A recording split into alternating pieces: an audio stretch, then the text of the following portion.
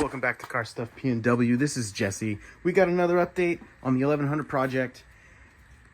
Almost from the get-go, from friends, from family, random strangers, in person and online, the number one mention, the number one thing commented is this freaking radiator. Oh, everybody hates the radiator. Why is it sticking out the front? That doesn't look safe. What are you doing? So the time has finally come for everyone who's complained about the stupid radiator. We're removing it, and I got a new one right here. This is from a CBR1100XX. I think they called it the Blackbird. It came out in like 92, 93. And when it did, it was the fastest production motorcycle ever. Quickly superseded by the Suzuki Hayabusa. And but that doesn't matter. It's a decently sized radiator. It's not quite as big as the old one, but I'm pretty sure I don't wreck this thing. I'm pretty sure if I angle it like this, it'll drop down inside. I think I can make this thing work. I've got a bunch of hoses, some 90 degrees, a 135 degree. I don't know if I'll need it. And then some joiners and things so that I can have I have to create my own drain because this thing doesn't have a drain. And then it also has, see here, it's got two spots for a hose. This one is for the overflow. This is for a like a steam vent or a pressure release for fluid. And so I got this. It'll go into this, and then this will plug in here.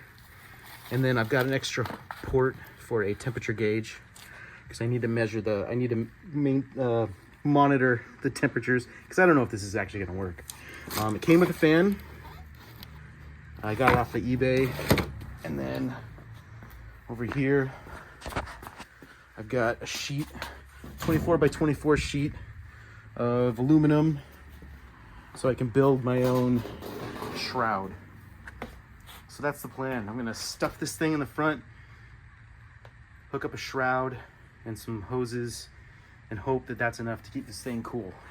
This is just a stopgap until I do the K24 and all-wheel drive swap, assuming that I can fit a K24 in here. And then, I'll switch to something bigger. But hopefully, a 1.1 liter motorcycle engine making 150 horsepower. The radiator hopefully is enough for a 1.5 liter that makes 102 horsepower. So we'll see. All right, and so now I've removed the old radiator and one of the hoses. I've got the lower radiator hose connected, kind of playing with some different routing. I don't know how that's gonna work, but I did have to cut this out. I was gonna have to anyway for the K swap I want to do. And then I've been working on building a shroud for the radiator. This is what it looks like. I've got it pretty close to the edges. And it's not pretty, but I think it's decent. It's good enough for what I need to do, at least. Okay, it's been about 4 days since I last filmed. At this point, I have the shroud finished and the fan is attached. It came with these funky plastic things. I don't know if I'm doing it right, but it's on there. It seems to be working.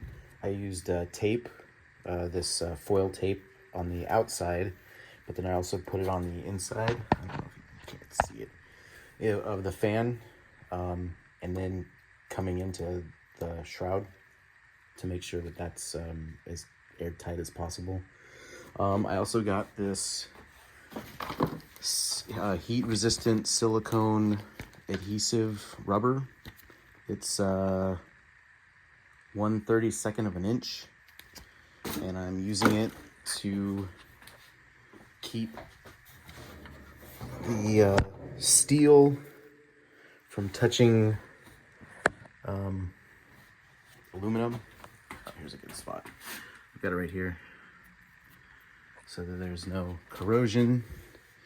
There's you just can't see it. Oh, there's a spot up here where I used it. It's mostly on the bottom. Yeah, right there. So I don't mess up my clutch pipe or anything. And then I've also plumbed the upper and lower radiator hose, and then this bypass hose. The vehicle that this radiator comes from has a some sort of a purge thing, so I just I just teed it off, and then I bought a GlowShift temperature gauge.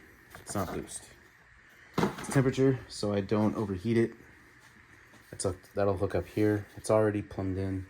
I also did the lower radiator hose. It's a little convoluted, but I'm just trying to get this thing going. And so there's the radiator hose from the thermostat, and it goes in there basically, and then this metal thing, if I can put this here. Okay, there we go. This is a valve for draining. I think I'm gonna have to put some sort of a plug in here just in case, because this is real easy to to accidentally open, and that would suck. But as you can see, I've got the foil tape there, and then there's also some of that rubber. You can see the shroud, and then the radiator. Ugh. All right, so at this point, the radiator is in. I'll probably brace it with some wire just so it doesn't move, but I mean, it doesn't move that much, but I will secure it. And then I need to modify the intake pipe. As it stands, it's just too long. So I'm gonna cut it, and that way I can either, if I can't fit it this way, at the very least, excuse me, I can fit it like down there. It's not the best for performance, but I just need it to run and drive. All right, it's a few hours later, and I got the intake hooked up. It's a lot shorter now. And then I found a place for the overflow. I got the ground on, and then I also spent some time and I changed up the grill. I had some of this honeycomb stuff that I used for the Civic, and I had enough to replace all of these bars. So now it's kind of sleek and cool, maybe? I don't know. Next is I need to wire up the fan. The wires here for the fan and for the coolant temperature sensor gauge.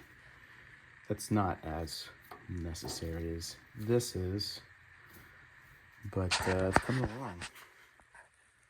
Almost got working, hopefully, radiator in here. Hopefully it'll stay cool.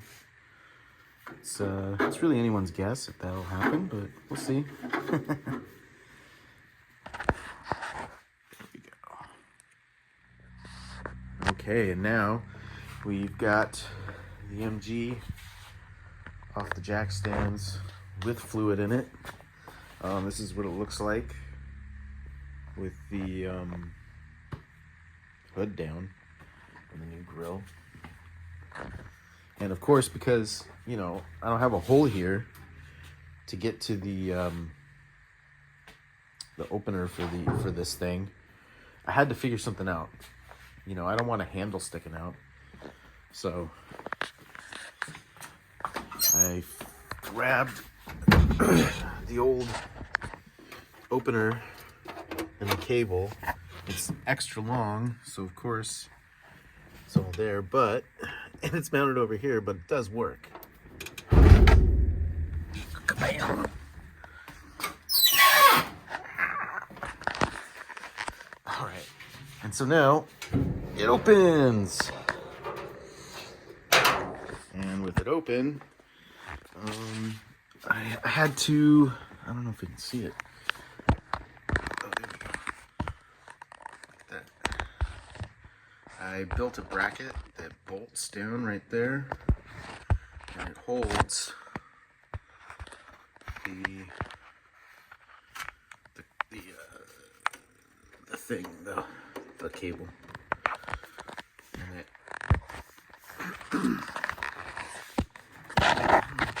see it.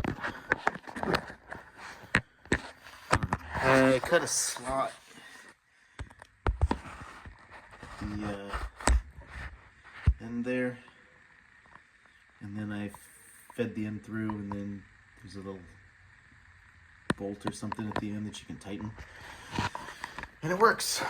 Let's see here. I also wired up the fan. It's a temporary solution. I'll try and get something for pick and pull. And then I've got a ground for the temp sensor. And then I've got a wire hooked up for that. It's going in there. And the next thing I need to do, because I had to go to Home Depot to get some connectors. Because I need to wire in this wiring harness. Excuse me. The green goes to this green. And then the gauge is going to be right there. Once it's in place, I'll zip tie it shut. Or tight, but it should be like that. I think it's decent. But it'll wire in here. All right, and now, after finally bleeding the coolant and getting all the air bubbles out, this thing is maintaining temperature.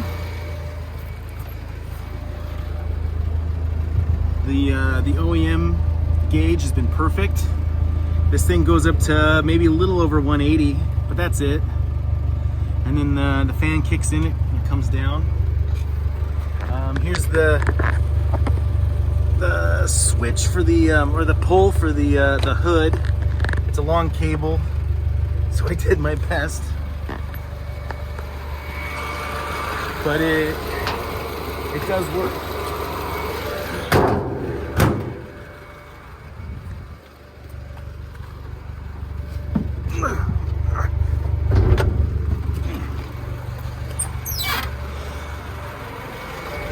Just like that.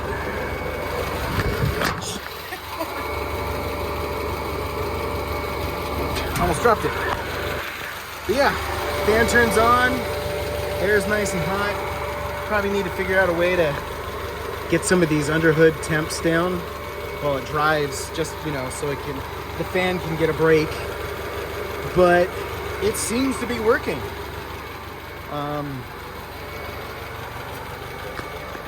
No more stupid fan or stupid radiator sticking out the front. All cool, classic, sleek, and working. So yeah, that's this is the latest update on the 1100.